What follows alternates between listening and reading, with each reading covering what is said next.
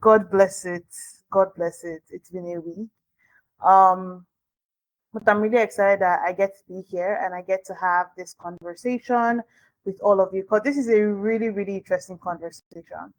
It's about the creator economy and how it is affecting marketing. So anyone who is on the face of the earth has noticed the recent change that's happening with creators, where everybody who has a mother is now a creator, right? So you have CEOs as creators, you have people in secondary school as creators, 9 to 5 hours as creators, and like so many other things. And it's really affected the way marketing happens. Sorry.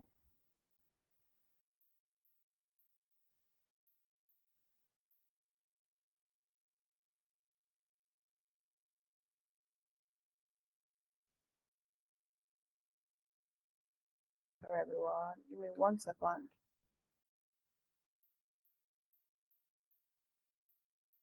Okay. So it's really affected the way marketing happens in general. And today we're going to be deep diving into that. Give me 1 second. I want to share the guide we've created for today with you. The guide we've created for today with you. So it's a guide of everything I'm going to say today, right? From what a creator economy is to how Nigerian and general brands are leveraging creators and the creator economy to grow their message and to get things out there from product announcements to like press and so many other things. So we created this guide because we're going to say many things in today's session, and I don't want us to forget anything as we're going. So if you check so if you so the guide will be shared to the chat now. So Ridwat, I've sent the guide to Ridwat. So Ridwat should be able to get it to us here in the chat. So while she's doing that, we will just go ahead and begin the session. Let me share my screen with you all. Okay. So I have gone ahead to share the file. So you should be able to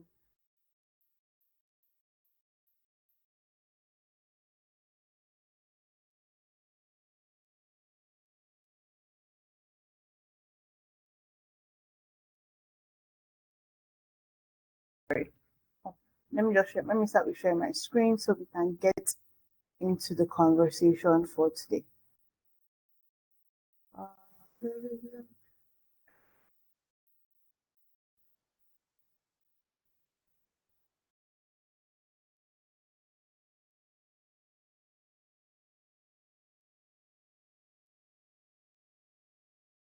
All right.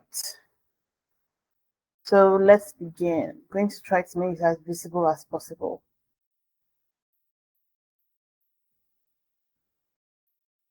Okay.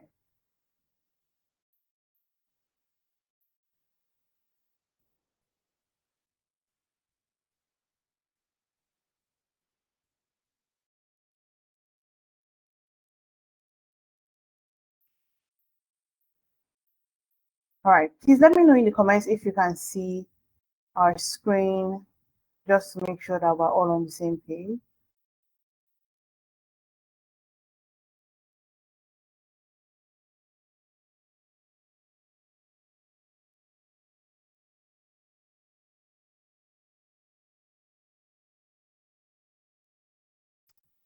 Okay. Please let me know if you can see my screen. It's supposed to be showing the it's supposed to be showing a Google Doc of what we're going to be talking about today.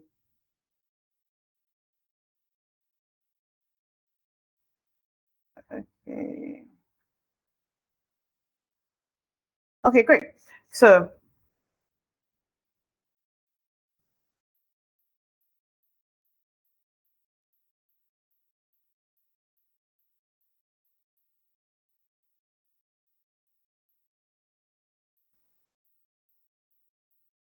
okay, so let's begin. So the creator economy is an incredibly interesting place right now. There are a lot of numbers being thrown around, and I want us to talk a little bit about those numbers. And I'll start by saying that the creator economy has completely transformed how marketing works, right? So before, you would see that people would run, like, get mad over like Glow or MTN or Airtel or Coke when they release an ad. And they were more of the powerhouses, right? So people placed a lot of respect on brands. They placed a lot of respect on like polishing and like all of that. But now things have shifted. Things have shifted. People have begun to notice that anybody can be a creator, which also means that if brands don't quickly adapt to this new atmosphere, things can get lost in translation. So so instead of influence falling on brands, it now falls on actual human beings, people like us, people with influence, trust, and the ability to also shape consumer behavior through content. So one thing I wanted us to talk about in this session was also how it affects us as marketers. Yes, we know that the creator economy is good, it's wow, everybody's talking about it, but how does it affect our work and the results we're getting as marketers? Whether you're into socials, you're into products, you're into brand, or whatever, we want to talk about how it deeply affects the work you're also doing. So, as marketers, the one thing that is sure that we can no longer solely rely on like telling our own stories, like the brand stories. Gone are the days where everybody wanted to know, oh, this brand was built for this, and this. Sure, great. That is also very important. But people also want to see the brand relating as actual human beings. People now want to see the founders in front of the camera telling stories that are not scripted. People now want to see creators helping the brand tell its own stories, right? So we can no longer rely on solely brand-led storytelling. The way audiences discover, evaluate, and connect with brands has deeply evolved, and we also have to evolve with it. They listen to voices they trust, not just logos. So, for example, let's think about this. If a brand like, let's say, I want to pick a brand that's not very creator focused or like everyday brand focused. Okay, for example, if Giorgio Armani gives, you know how we all feel like, oh, this brand is so like hard to touch. I mean, a lot of Nigerians cannot afford Giorgio Armani, or Armani rather. But if they were to give a piece to somebody like, let's say, Salem, who we all feel we know, like, and trust, and Salem creates content around this and they produce an offer, that brand, even though we cannot even still afford it because it's probably be like in the hundreds of thousands or millions or whatever, hundreds of thousands or millions or whatever, but because they've given this thing to Salem and he's talked about it, created content about it, shared with us about it, you would realize that you then feel connected to the brand or closer to the brand, right? So you no longer see this brand as like, oh my god, this big thing that only Kim K wears, or this big thing that only like the Kardashians can afford, or Beyonce can afford. And all they didn't change their branding, they didn't change anything. They just changed. Sorry, they didn't change their offer. They didn't change the clothes. They didn't. They probably wouldn't even really change their price. Maybe they would knock off a few dollars of it. But because they've given it to somebody like Salem or somebody like Yechi or somebody like, you just feel closer to the brand. It now feels attainable for you as just this really simple girl living in Lagos, Nigeria, that's just earning good enough money to like sustain your life, right? But it automatically feels closer. Why? Because they've given it to a creator, not an influencer. And we're going to get into that later. But they've given it to somebody else, a creator. And this is so interesting to see how in a new world, something that feels so perfect, when the marketing of that thing or like the awareness of that thing is then put into the hands of a creator, it's so interesting to see how the dynamics of that would quickly evolve and quickly change. All right. So now Again, we are sharing a guide. I'm going to try and share it again because sometimes these things get interesting. Oh,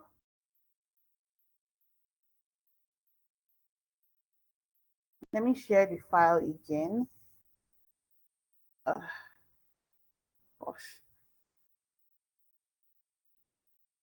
Rita, please, could you kindly help out with sharing the ebook so everybody can easily follow along?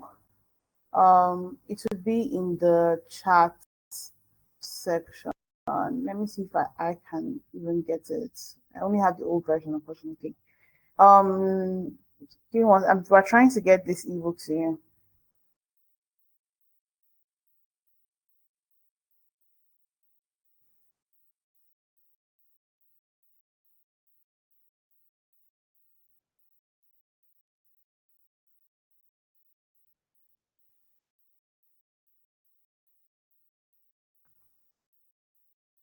Because I really want you guys to have this document as we continue this conversation, because it's such a key part, so you can easily follow along in the conversation we're going to be having.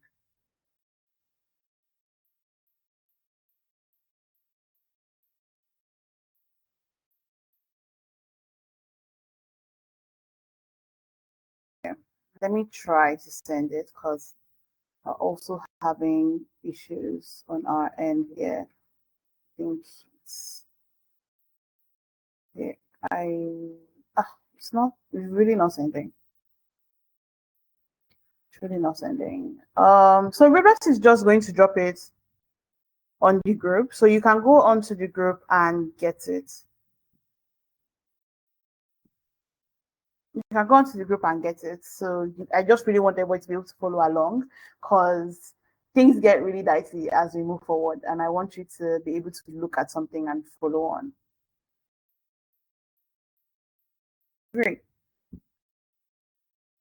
So basically, this ebook that you're going to get breaks down how the creator economy is shaping marketing in both in and out of Africa, and how you can also leverage creators strategically for your brand and also your clients.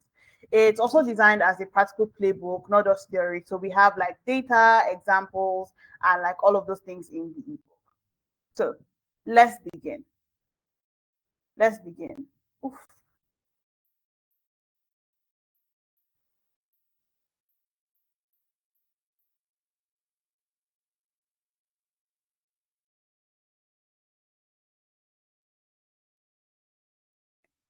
So understanding the creator economy. The creator economy is the ecosystem where individuals monetize their skills, knowledge, and communities through digital platforms. These creators they include educators, entertainers, experts, and niche influencers, all building businesses around their content. So one thing I want us to kind of like understand about the creator economy is that it's not just content on Instagram, it's not just content on TikTok, it's not just content on Twitter, right? It is a whole ecosystem. So these creators are not just posting content for like just posting sake. They are actually building businesses through this content, right? And they then take it further by monetizing their skills or even building brands. So let's use Alma Sinobi for an example. Alma is a travel content creator, right? She creates content on socials and all of that. But Alma also has a brand, a company called Kaijiko.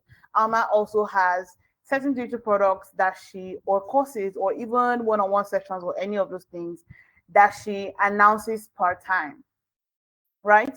That she announces part time. And this is so interesting because, yes, you can, in front, you can be like, oh, I create YouTube content or I create Instagram content, yada, yada, yada. But then there is now another level that takes you into monetizing your skills and knowledge, right? So these creators, obviously, they include educators, people who, for example, teach you about how to grow your Instagram following, or courses like this, how to become a social media manager, or entertainers, people who make funny videos and they find ways to monetize, those videos, or monetize their influence. And experts and niche influencers and all of those things. So they're all building businesses around their content. So again, it's not just, oh, I'm putting content on social media. No, there is actually, they are gaining at something, they are actually building something at the end of the day. So the content is not the end, it's simply just a means to an end. So they are not just creating content, they are creating businesses too. So today, the creator economy is valued at over 100 billion globally, with more than with over 50 million people identifying as creators. In 2025, it's so interesting to see that um, people are going full time as creators. Like the day I heard, like, oh, Salem was officially full time as a creator. I mean, it's been a while since it was, I think, almost 2 years or so. But I mean, but coming out to like say, oh, this is what I do for a living. He even created like a video on TikTok recently where he was like, oh, my full-time job is creator, influencer. And I'm like, this is so cool. So it's so interesting to see that the creator economy is now at a place where people are taking it as full-time job. And it's growing 5 times faster than any other traditional media because of one basic thing that I need you to know. People prefer people over advertising. So think of it as word of mouth, but on steroids. So for the longest time since ages, people will buy because their friends advise them to buy. People will buy because a friend said, "Oh my god, this ring light is so good," right? Or "Oh my god, this cup of tea is so good." And people have relied on those sorts of, what do I call it?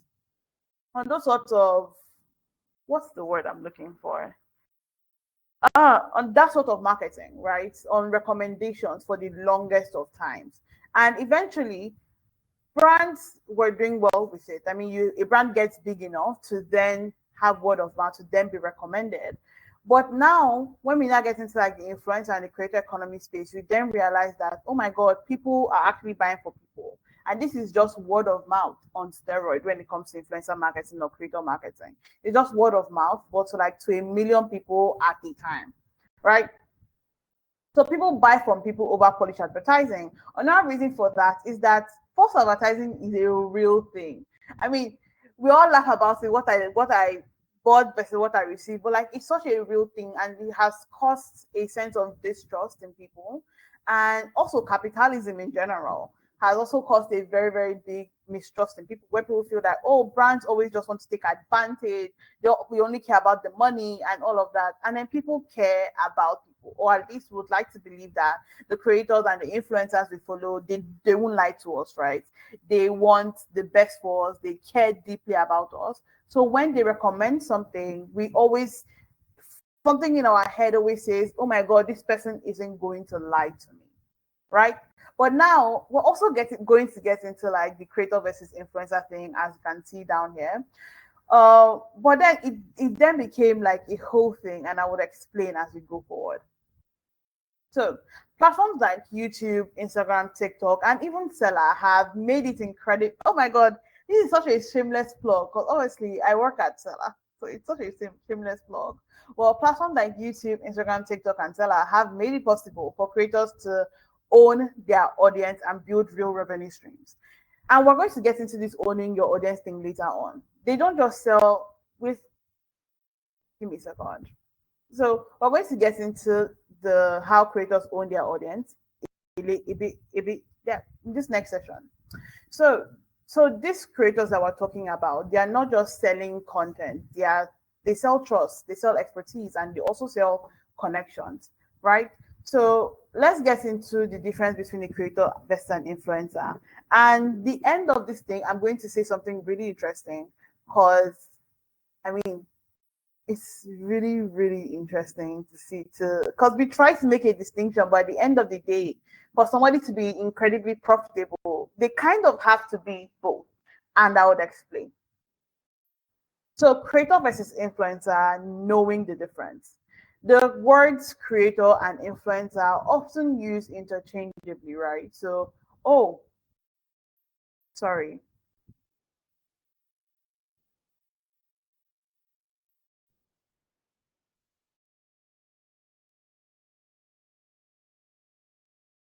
everybody. My mother has been calling me. We all know mother.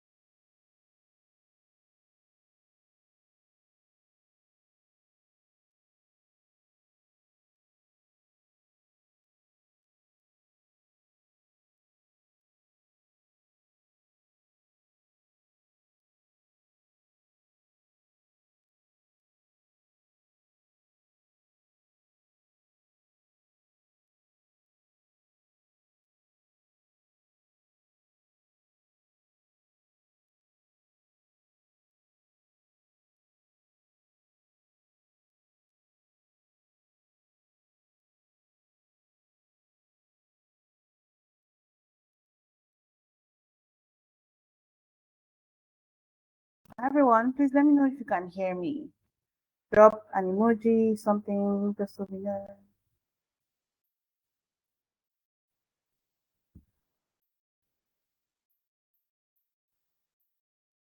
Okay, great. Thank God. Thank you, Jesus. All right. So let me share my screen again.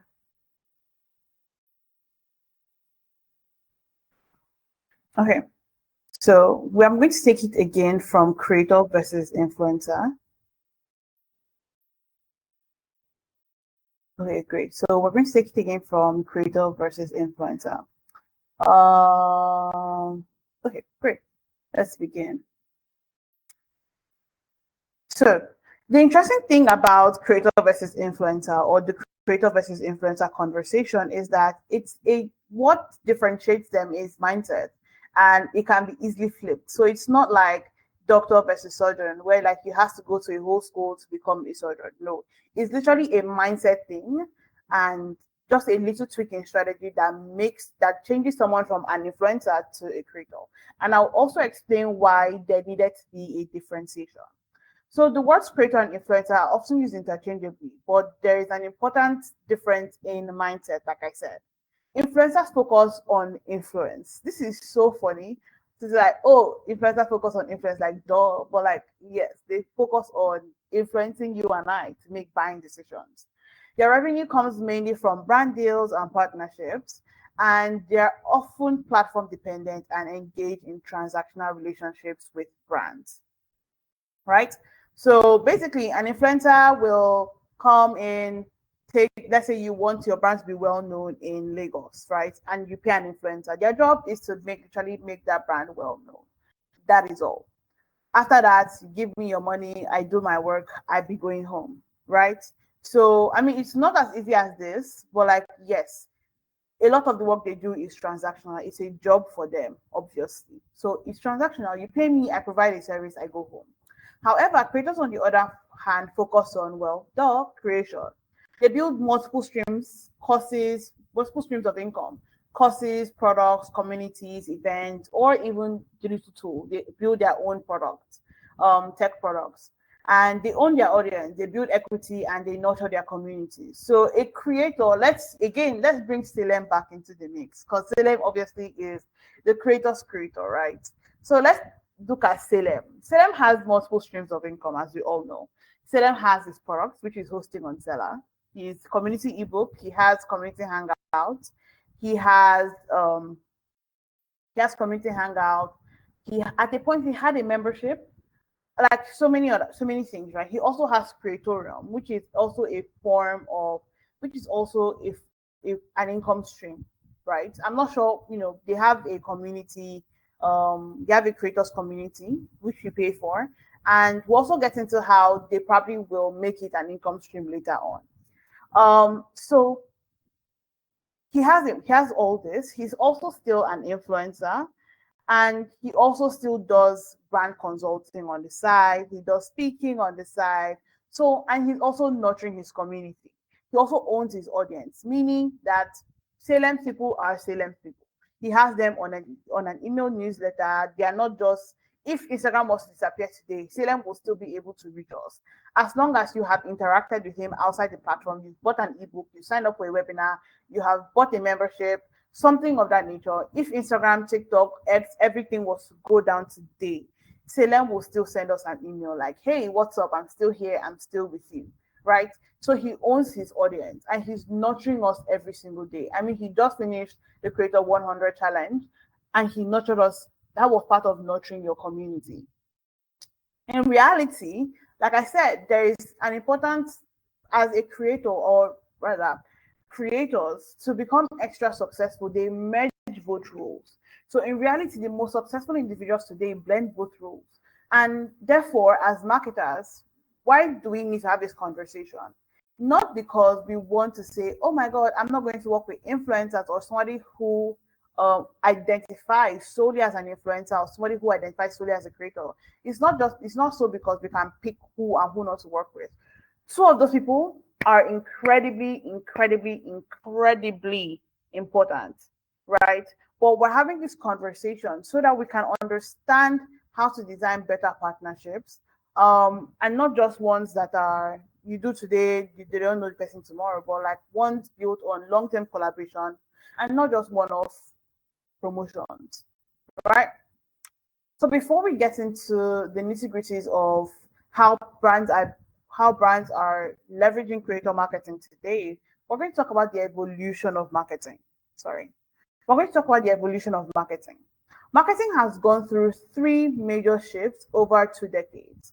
First, there was traditional marketing, which is where brands push their messages through TV, radio, print. It was basically one-way communication. So the brand is talking to you, but like obviously, the only way to talk to them back is to buy the product. Like that was how they knew that you liked it because you bought it, right? And then social media came in, where brands use platforms like Instagram, Facebook to directly engage with their audience. So it was now interactive, but it was still heavily branded. Sorry.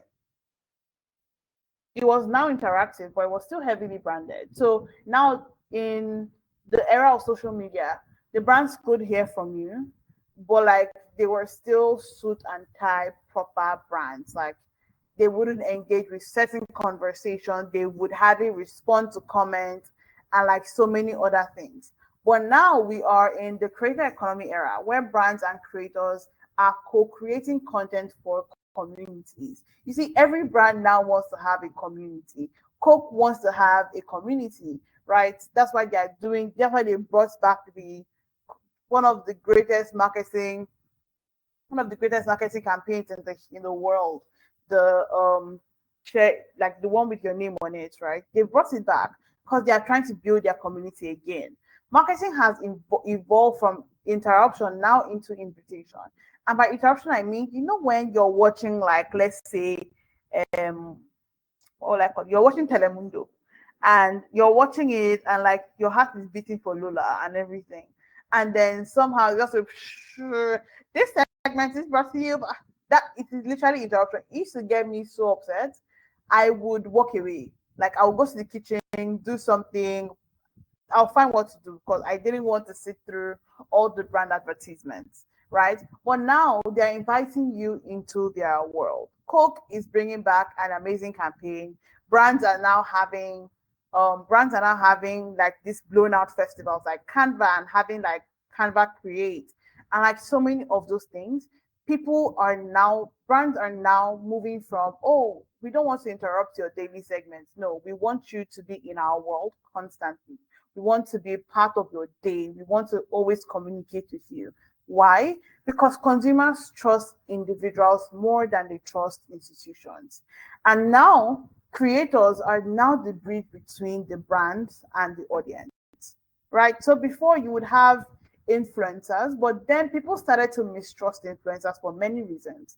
Number one being people always felt like the height of influencers was very unattainable. It was something you aspired to be, knowing that you possibly probably would never be that person, right? They were always also very polished and all the things. And then they would recommend products that don't really work, and then you can't really hold them accountable for things. But creators are doing it different now because they're not just coming one off to promote a brand and go. No. For example, if a creator, let's use Pofu as an example, Pofu is a sales expert and he's constantly collaborating with seller, right? So if you go and meet Paul for one day that seller did this to me, he's not just going to tell you that, oh, it was just a one-time campaign, no, leave me alone. No, Paul will reach out to seller on your behalf and have a conversation with us that, oh my god, you guys did this to this person, right? Oh, help this person out with this.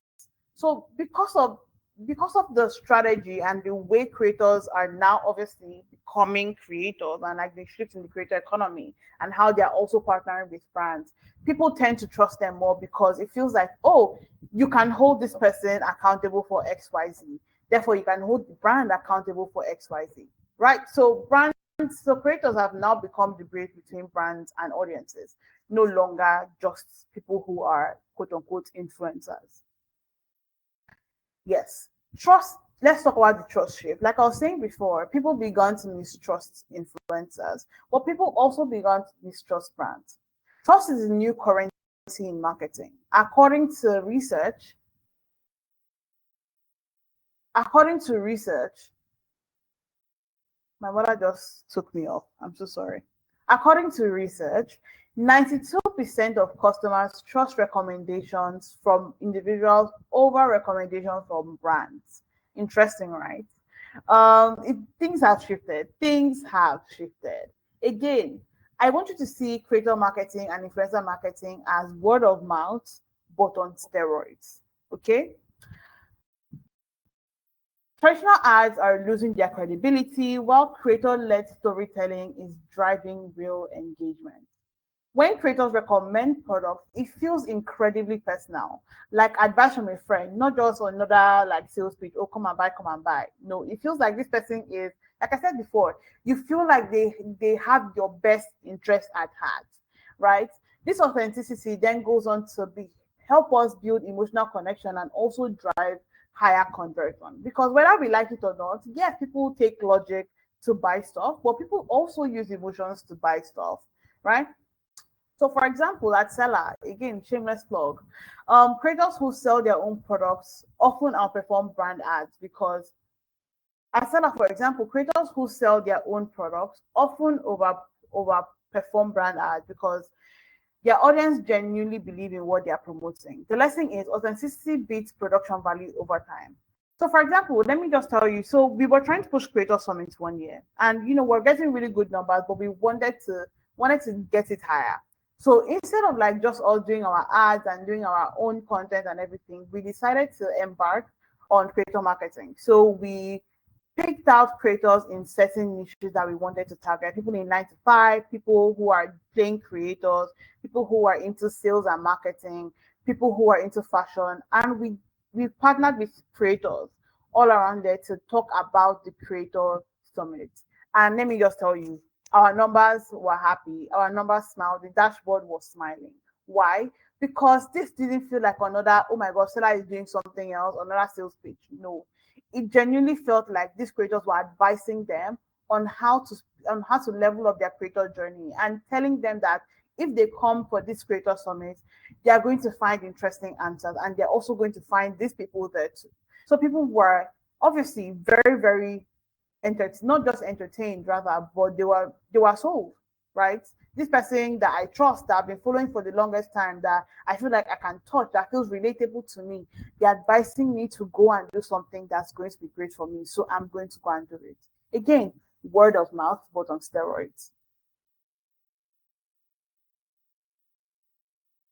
Okay, so we're going to take a little bit of a stop here because I feel like I've been yapping.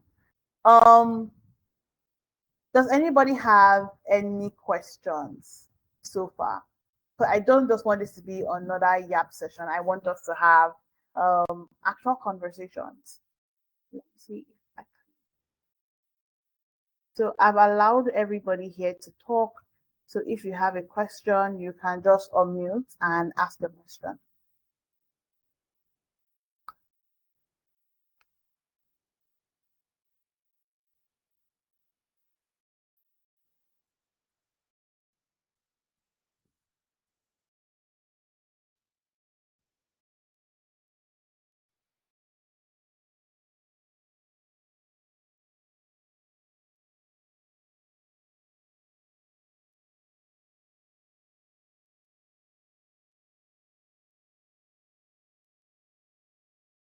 Okay, great. So I want to take it that everybody is understanding where we're going. Lovely, great. Shows I am on track. All right.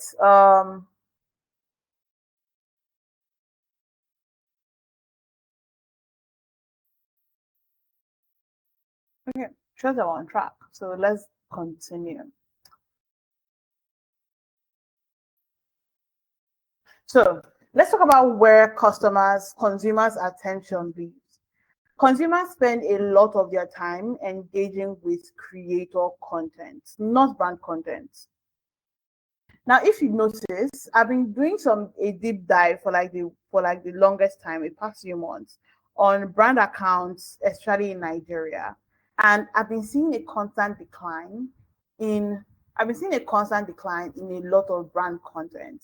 The only time I see an uptick in engagement is when maybe it's a fun video with employees or maybe it do something with a creator or something of that nature.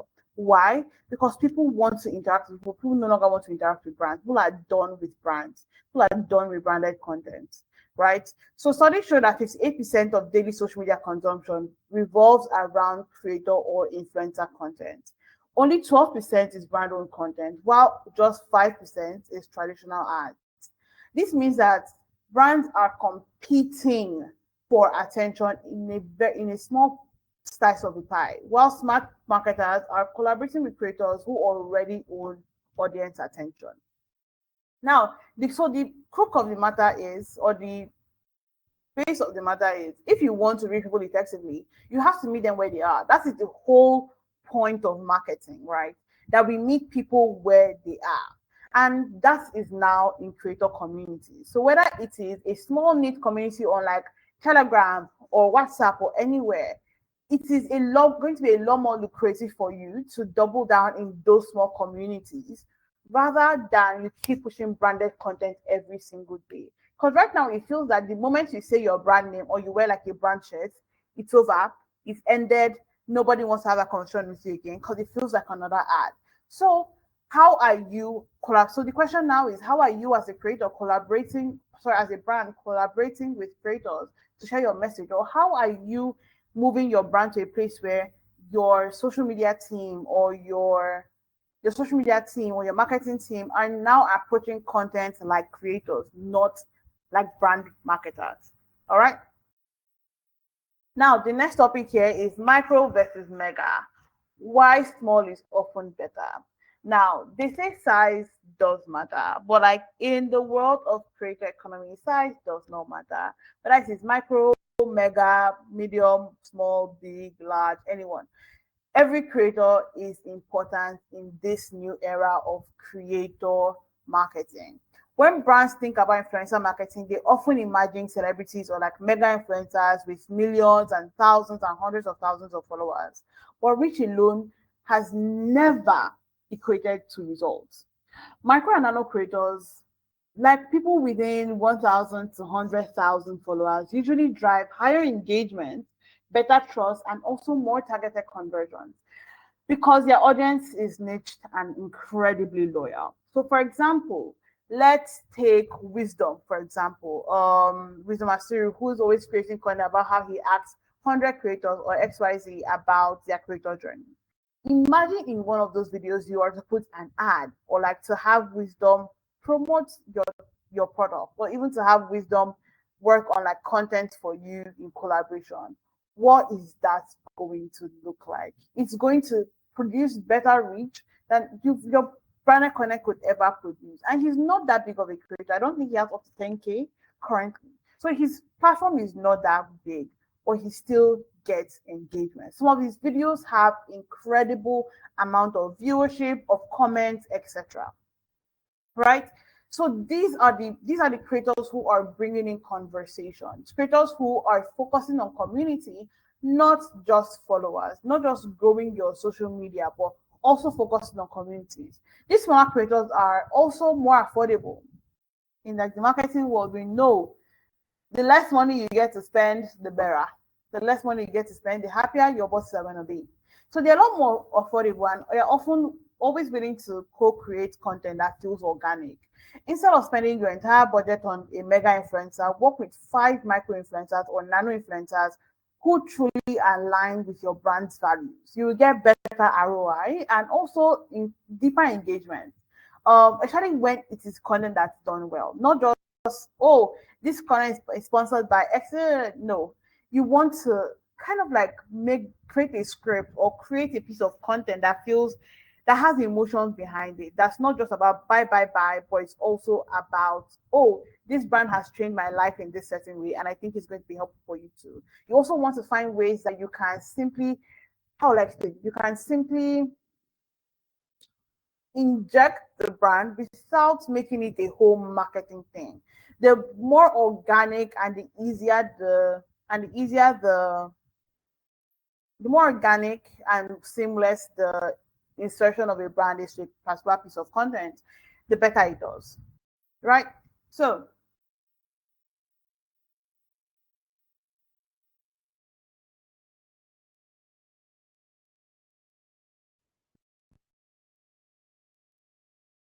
Okay. So let's talk about the new marketing playbook.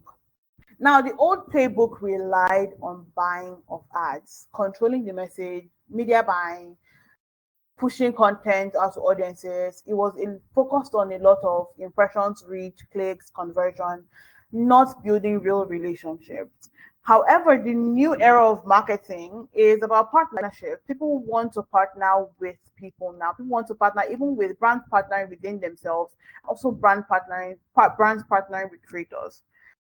Brands co-create content with creators, influence through trust, right? So brands are now co-creating content with creators. They are building their influence on the general audience through trust, right? And their engagement is now more of two-way conversation. For example, I think Carrie Wise is doing such an amazing job. Like if you tag Carrie Wise is probably going to answer. And the only reason why they probably will not answer is maybe they did not see it. But oftentimes they always brands now are trying their best to respond and feel more human. The goal is no longer reach, it's now resonance. How can we resonate with our target audience? How can we make them feel like we are their friend in their bedroom? This started with things like Jenny from Seller, Ope from Carrie Wise, James from XYZ. Like these things started here, right? In this new era, brands are not sorry, yeah. In this new era, brands that collaborate with creators don't just sell, they are now connecting with people. They are now no longer saying that, hey, we want your money, come on. No, they are now making you feel like they know you and they care about you, and that is why they are building this product. And a lot of the time, it is true. It's just that before now, we've never really been able to say it because of the way marketing was done or the status quo for marketing. But now, with how more flexible things are, with how more a social media manager can speak in their voice, an email marketer can write an interesting email that doesn't have like corporate jargon thrown over it. It's a lot now is now a lot easier to connect with people because the facade is down. Everybody is interacting, everybody's communicating, and creators are now becoming bridges. Content is now really becoming a bridge between the brand and the audience. So if you leave with nothing from this, I want you to kind of this part is incredibly important. We're talking about strategic shifts for marketers. So if you're working for a company, a brand, a client, anything, to thrive in the creator economy, marketers must be able to make these strategic shifts. Number one, move from campaign thinking to relationship building. Build long-term creator partnerships, not just one-off deals. So whether you have an influencer campaign that's ready to push out or not, if every brand should be going after building relationships with creators in their niche. If you're in the finance space, you should be building relationships with finance creators. If you're in the fashion space, you should be building relationships with finance creators. And it's not just about giving them products or giving them quotes or giving them XYZ. No, it's as simple as inviting them for lunch with your CEO, inviting them for lunch with your brand manager, in having like a mixer where like the company members show up and actually interact, not just stay in one corner and act like Jesus Christ, but they're actually coming there to interact. So you want to make sure that everybody in the company or every key person who should be communicating with creators and also communicating with the audience at large is building long-term creator partnerships and relationships. Not one that's based on transaction, but one where like, oh, for example, I have relationships with so many creators I use Seller, and sometimes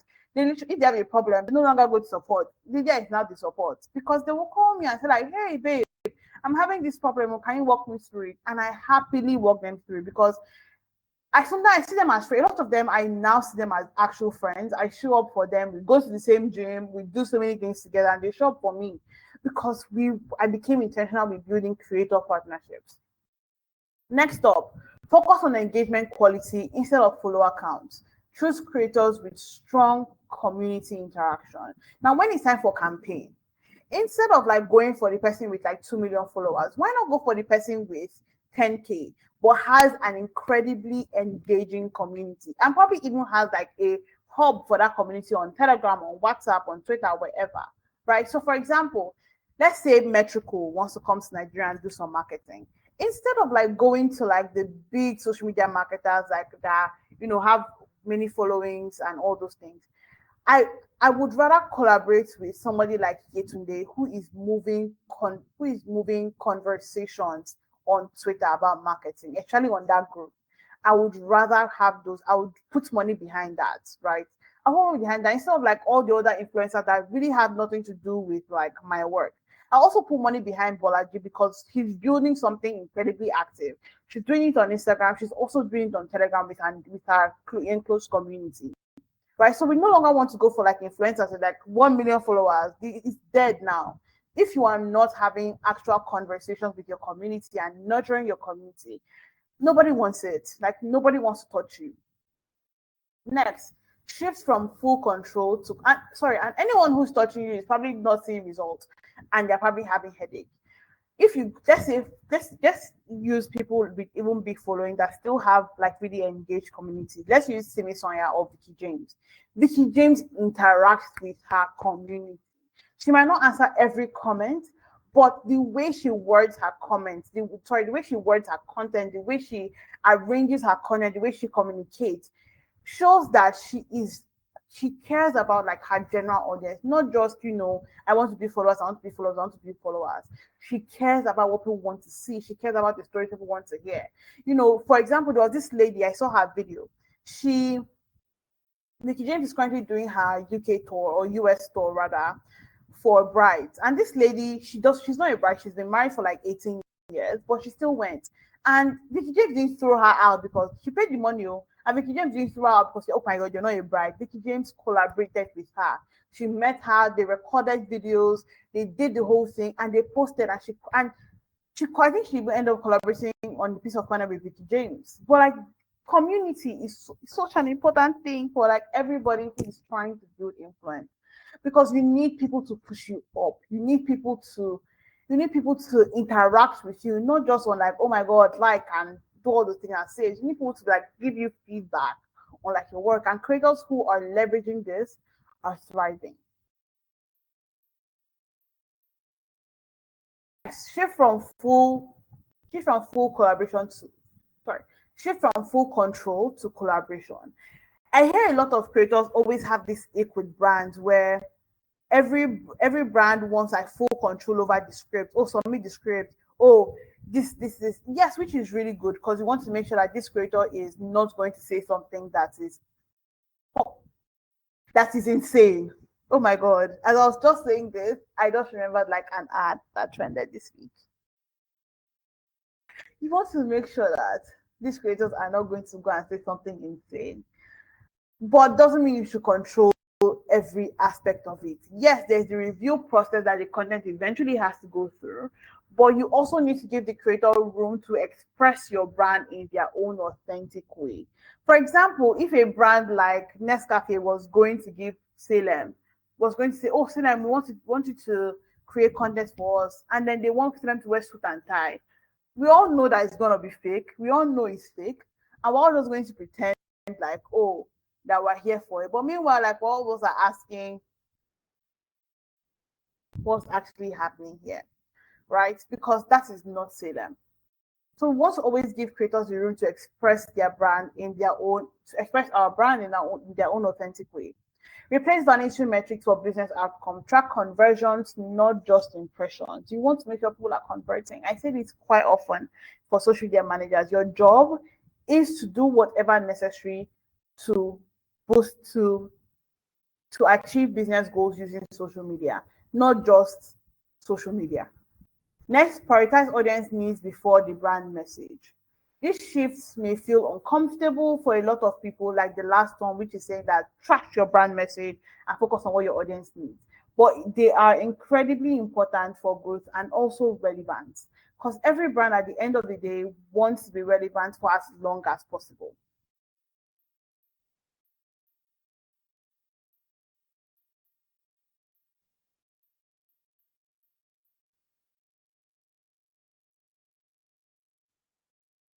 Okay, so I was just looking because somebody was complaining about logging in on the group. So now let's go. We're almost at the end. Oh my God, we're almost okay. We're not almost at the end. We're still together for a while. Okay, so let's talk about how brands are leveraging creators as of today. So brands are taking very, very interesting approaches to working with creators beyond like just, oh my god, this video is sponsored by, beyond traditional ads. So now creators are brands are inviting creators to brand events, not just to take photos, but to also act as press partners. So for example, during Made on YouTube, creators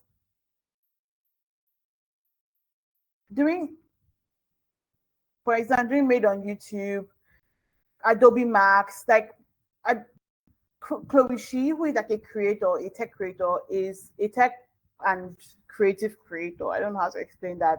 Is currently working with Adobe Max. She is at their conference and she's giving us regular updates. People also did this for Made on YouTube, right? They're sharing key takeaways directly with their audience. So before, brands would wait for like the PR managers to write the PR and then send to companies or invite a lot of magazines and a lot of publications to come and cover the event. But now they're inviting creators, and these creators are taking it from like just holding up their phone and recording the thing and posting. And this is how a lot of us are getting news from events we can't even make it to. Like something like Made on YouTube, I would have really loved to be at Made on YouTube, but obviously I'm in Nigeria, I couldn't go. Something like Adobe Max event, I would really have loved to be there, or even Meta's event. But because of creators like Chloe Shi, um, Grace Andrews, and the rest, we are getting this information like rather than going to have to like read on it and all the things. So companies like Stella are also giving creators early access to like new products and new features before public launches. These creators test the updates, host live sessions, and co-create educational content around them. So, for example, we did this with Paul Fo on our Telegram announcement. So, if you go, you will see clips of him talking about Telegram announcements. You will see co-created content, and even on his podcast, currently talking about it. I mean, there are a lot of behind the scenes that go into getting those type of things, but we wanted to partner with creators, not just partner with influencers, whether people that had a story, that had used a product like this or had a problem that this product is solving. So even tech founders are joining the shift. CEOs from Facebook, YouTube, and even Stella now appear on creator-owned platforms for interviews. So, for example, if you Google Douglas Kendison, or if you Google Douglas Kendison, who is like the founder of Seller, or you Google Adam Osori and so many other people, even the CEO of YouTube, they are now going beyond like they're now going beyond attending interviews for like channels, CNN, and the rest. So now attending interviews by creators. I watched a whole video of like the CEO on YouTube. He did a video with Colin and Samir, who are YouTube creators. They interviewed him. Chloe She did the same thing for like the CEO of LinkedIn.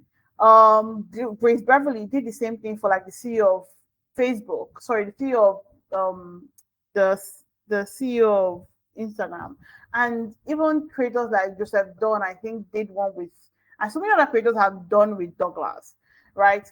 And they're not just waiting for traditional media. Founders like Shay Dele of like paid HR, they are using social platforms to discuss their work directly to their audience and making the brand feel more human and incredibly accessible. We're also seeing creators like Biomi, who is like a phenomenal tech storyteller. He's strategically inserting himself into like events and collaborations with brands like Clever. So he has this series going on with Clever. And that is kind of like the first time I'm seeing something properly done, a creator brand partnership, kind of like properly done on that level. And they're showing how sorry, and this is showing how creators can shape narratives around innovation and technology. I mean, what even brought about this webinar was a brand was about to announce a partnership, and Biomi commented on that, say like to the founder, like, hey, at this person, I would really love to sit down and speak to you, like an interview about like the gravity of this partnership, right? Creators are now even receiving like press packs. That used to never happen before. Creators would get it, they'll have to email and kind of like put two and two together. But now people are having a creator list and then sending them kind of like first access to things, first access to press release, first access to news, and then if it's interesting enough, or if it's within their niche and they find it interesting, they tend to organically create content around it, right? So these are the things that are happening, and they are incredibly surreal. Like a few years ago, I would never have believed that this was something that would be happening. So let's talk about strategies that you can. So with this new wave of marketing, storytelling, co-creation, and strategic alignment between creators and brands, here are some things that I want you to start doing as a social media manager or as a creator manager or as anything or even as a marketer. Number one, build a creator database. I have this. I have like a list of creators. I just have their emails, their contact details, their names on like a longer spreadsheet. You can't pitch creator marketing strategies if you don't know who the creators are, right? So start by identifying relevant creators in your client's niche, right? So if you're in fashion, you want to highlight people that are doing things in fashion, not just the big creators again, but also the people under 10K that have like really engaged communities. Put them in a spreadsheet. You can search these people using social listening tools, hashtags, keywords, anywhere you want to find them. Please go and find them, right? Track each creator's handle, audience demographics, engagement rate, content style, and note past collaborations and also contact details. Like has this creator collaborated with a brand that, in your niche or in your area or in your, track all these things. A simple spreadsheet, like I said, is literally your weapon. A spreadsheet can be your weapon. It helps you move faster when opportunities come up and makes you look organized and professional to your clients also. So for example, if you are working in, let's say you're doing marketing for a tech company and they have this new release and you want to get it out there, but they only want you to create content, tell them, no, we're going to reach out to creator partners to talk about this with and partner with them, find ways to obviously put in your because they will request money. Something wrong again. Please don't tell me that network is bad again. Okay, give me a sec. Let me share.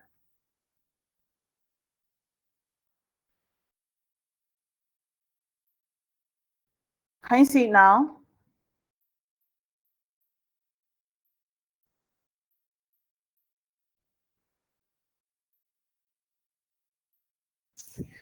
Is it better?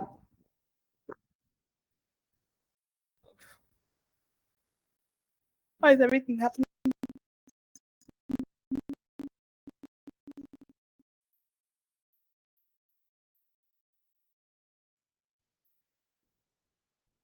Is it back now? Is my sound better? Is everything better?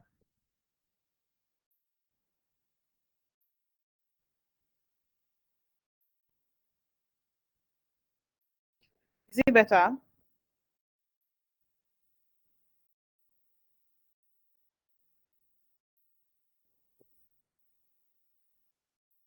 Okay.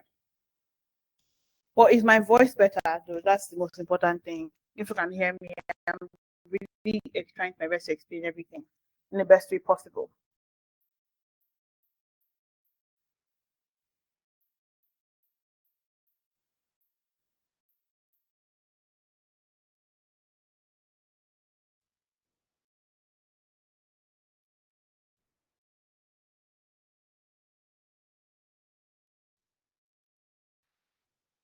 Okay, so I think Redbot has dropped off, probably network. Well, let's keep going.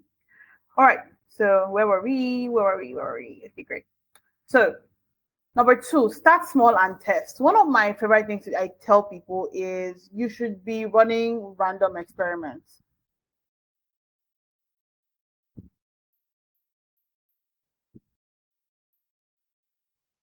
Okay. So one thing I tell social media managers or anybody in marketing that you should be running random experiments. Currently, we have like so many trial reels going up on like so many new styles of content for seller. It's almost embarrassing. And we're also trying new ways to involve creators in what we're doing. So before going big, test small. Start with 3 to 5 micro creators in your client's niche. Give them creative freedom with clear guidelines and track results for engagements, clicks, and conversions. At the first one, analyze what worked and double down on the best performance. This pilot approach helps you learn quickly, minimize risk, and also scale what works. So for example, For example, if you're just getting into creator marketing, instead of like just putting 10 million or like 8 million into it, start small. Start with small creators, give them an appropriate budget. Don't lowball people, please. Give them an appropriate budget and see what works. See what, try different niches, start different communication styles, and see what kind of like works, right? Once you're able to take this feedback, when you now have like a proper campaign, you then know that okay, this is where to go and this is where not to go. As opposed to kind of like giving somebody 10 million and it's not working and you're just like, at the end of the day. No, we want to start small. Start small before going big. Next up, strategy 3, give creators creative freedom. Now, this is something that's incredibly hard for any human being to do. But the biggest mistake that you can make when you start creator marketing is over controlling the content. You don't want to force creators where they have to read from scripts and sound unnatural, because their audience will be able to tell, because again, they are nurturing communities. They are actively nurturing communities. So you don't want a situation where they sound not like them and now nothing happens and then the results don't come in and it's your fault. You can't really blame them because they've already told you that this is what works for my audience and you're asking them to go a different way entirely. So instead of like over controlling, the best way to go about this is to provide clear brand guidelines, things that you say, things that you don't say, things that places to be, places not to be. Share key talking points that you want them to make sure they touch on, but let the creator express themselves and the message in their own authentic style. You hire them for their voice, not your script. I think this was my favorite part of this thing. You hire them for your voice, not for your script. All right. Audiences have always connected with their authenticity. So you want to make sure that as they are presenting your brand, they are still doing it authentically as themselves, not as who you want them to be or like the script you want them to sound like. No, that is not why you hire them. Strategy 4, track the right metrics. Now, oftentimes I see people tracking like really weird metric. Like personally, as someone who has worked with creators and worked with influencers, these are the metrics I tend to track. I track click-through rates on the websites, on the links. I track conversion rates. I track audience demographics. Who did this go to? I track sentiments also. Like if a creator puts out a piece of content and everybody's like, Tala is so bad, this is that, this is that. It has not happened before, but then I know that this is something that's alarming or something that we have to work on. Sentiment is also really important. And then track engagement rates. How did this video do? What were the comments? What were the comments? Because at the end of the day, like we want to make sure people actually engage with this thing. Strategy number 5, build long-term relationships. So one of influencer posts might give you quick exposure, but then long-term partnerships deliver sustained results. So if you have to work with an influencer, maybe somebody with like a really big budget, why not hire them for a quarter to constantly promote the brand for a quarter, not just one video? If you're hiring even a small person, why not ask them to promote for a quarter, not just one video and off? Like it should be something they talk about for a quarter. When creators build ongoing relationships with brands, their recommendations feel more genuine. Their audience begins to associate the creator's identity with the brand, driving deeper trust and better conversions. So start with short-term collaborations like 1 month or 2 months. And if it's a good fit, extend into things like ambassadorship programs or co-created campaigns. The best partnerships evolve naturally over time. So let's talk about common mistakes in creator marketing. Number 1, chasing big follower counts instead of engagement. 2, over controlling the content. I mean, these are things we've talked about before, but I just want to rehash them. Over controlling the content, treating creators like short-term vendors. Like they come today, they're no longer there tomorrow. Nobody's going to trust you. Failing to communicate your expectations clearly. What are the expectations of this campaign? Are you interested in awareness? Are you interested in conversion? Are you interested in what's retention? Are you interested in like what's the word I'm looking for? Image improvements. Like what are you interested in? So also don't delay approvals and payments. Don't be a thief, please. Ignoring disclosure requirements and neglecting performance tracking. So these are a few things. I mean, we've had a lot of conversations here, and I think one thing I'm really excited about is like the new wave of creator marketing that's going on. I'm really excited to see how this kind of where this takes us, because I'm really, really watching, and it's also something I genuinely want to properly get into. So if you're following me on Twitter, LinkedIn, anywhere, you're going to be seeing a little bit of a change in my conversation. I'm still going to be definitely talk about social media marketing, but like through this lens. So some of the key takeaways that you should take from this video is number one, the creator economy isn't the future, it is literally now. As far as we're talking, it's happening now. Trust has now shifted from brands to individuals. Micro creators are driving better ROIs than mega influencers. Marketing is now about co-creation and community. Authenticity is the new advertising. Start small, learn fast, and scale what works. For people who want to master creator partnerships, for marketers who want to master creator partnerships, that will lead to the next decade of brand growth. This is where you need to be. Thank you so much. Like I said, this whole slide is available to you. Will be available to you in the description, in the chat, on the community. And if you'd like to join our little community, or if you're not already part of our little community, if you came in,